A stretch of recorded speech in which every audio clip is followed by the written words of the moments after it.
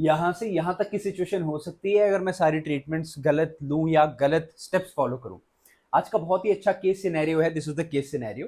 The heading is what to do when a patient gets severe dandruff and itching after FUE. ये FUE क्या है? ये एक transplant की प्रक्रिया है, फॉलिक्यूलर यूरिन एक्सट्रैक्शन, जिसमें छोटे छोटे फॉलिकल्स को पीछे से आगे लगाया जाता है। while on minoxidil and finasteride a step wise clinical approach। मैं एक चीज कवर करने वाला हूं, बस आपने बड़े अच्छे से सुनना है।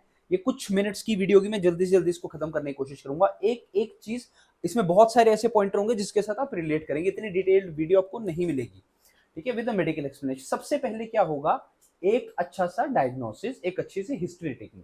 तो ये जो पेशेंट है इसने अपना हेयर ट्रांसप्लांट करा लिया। हेयर ट्रांसप्लांट कराने के बाद ये आया, बोलता डॉक्टर साहब मेरे को इतनी ज्यादा इचिंग हो रही है। मैंने बोला आप क्या लगा रहे हैं? बोलता सर मैं तो मिनॉक्सिडिल लगाता हूँ। मैंने मिनॉक्सिडिल जब किया तो अल्कोहल बेस्ड फॉर्मुलेशन थी, स्कैल्प पूरी रेड है।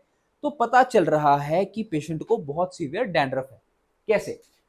इचिंग, बर्निंग, एरिथमा, लालिमा आ रही है स्कैल्प में, timing after application of the minoxidil. साथ में ओरल फिनास्टाइड की वजह से पेशेंट को सेक्सुअल साइड इफेक्ट्स भी आ रहे थे। ठीक है, मेडिकेशन क्या ले रहा है patient? 5% minoxidil and finasteride 1 mg। अब ऐसे केस में हम क्या बोलेंगे, डॉक्टर साहब उसकी आप मिनॉक्सिडिल छुड़वा दीजिए। ठीक है, छुड़वा देते हैं। मैं आपसे पूछता हूँ कि आप, अगर आप डॉक्टर होते या आप एक पेशेंट होते जिस मिनॉक्सिल लगाने पे जिसको इचिंग है, तो आप अपनी मिनॉक्सिल कैसे छोड़ते? यूट्यूब में आप देखेंगे कि हम धीरे धीरे धीरे मिनॉक्सिल छोड़ते हैं, बट ऐसे केसेस में हम ये प्रोसेस फॉलो नहीं करते। ऐसे केसेस में हम एब्रप्ट मिनॉक्सिल को छोड़ सकते हैं। क्यों? क्योंकि मिनॉक्सिडिल लगाने से तो पेशेंट को नुकसान हो रहा है। ठीक है, मिनॉक्सिल लगाने से पेशेंट को नुकसान हो रहा है। अब सबसे पहले डॉक्टर क्या करता है, डीडी बनाता है, मतलब डिफरेंशियल डायग्नोसिस। मान लेते हैं ये क्या, ये जो स्कैल्प में इरिटेशन हो रही है किस वजह से हो रही है? ये सिबोरिक डर्माटाइटिस हो सकता है, ये एलर्जिक डर्माटाइटिस हो सकता है, ये कॉन्टैक्ट, किसी वस्तु को किसी केमिकल के कॉन्टैक्ट आने पे डर्माटाइटिस को कॉन्टैक्ट डर्माटाइटिस बोलते हैं, तो वो भी हो सकता है।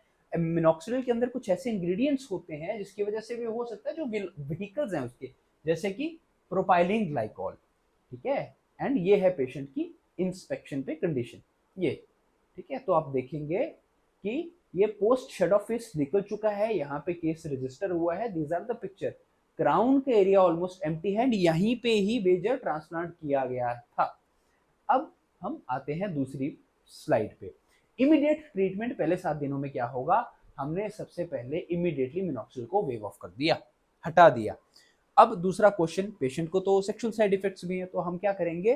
फिनास्टाइड को भी हटा दें। क्या फिनास्टाइड को धीरे धीरे टेपर ऑफ करना चाहिए या उसको झटके से छोड़ सकते हैं? फिनास्टाइड को आप झटके से छोड़ सकते हो।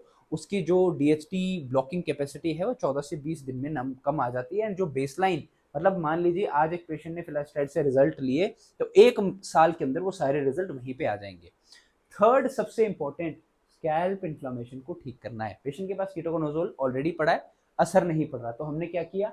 पिरोक्टोनोलामीन दे दिया, क्लिम्बाजोल, सैलिसिलिक एसिड, जेड-पीटीओ की कॉम्बिनेशन दे दी, हफ्ते में 3 से 4 बार लगाने को। और साथ में एंटी फंगल की ट्रीटमेंट और एंटी हिस्टामिनिक, खुजली के लिए जब पेशेंट आपके पास आएगा तो आपको क्या करना है? खुजली हो रही है, वो सो नहीं पा रहा रात को, आपको उसको दवाई देनी है कि उसकी जो खुजली है वो चली जाए।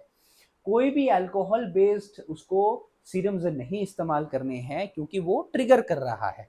ठीक है, कॉन्टैक्ट डर्माटाइटिस, जैसे मैंने उसके बारे में आपको पहले बताया। अब धीरे धीरे हम आगे बढ़ते हैं। ये पेशेंट की कंडीशन है। अब हमने क्या किया?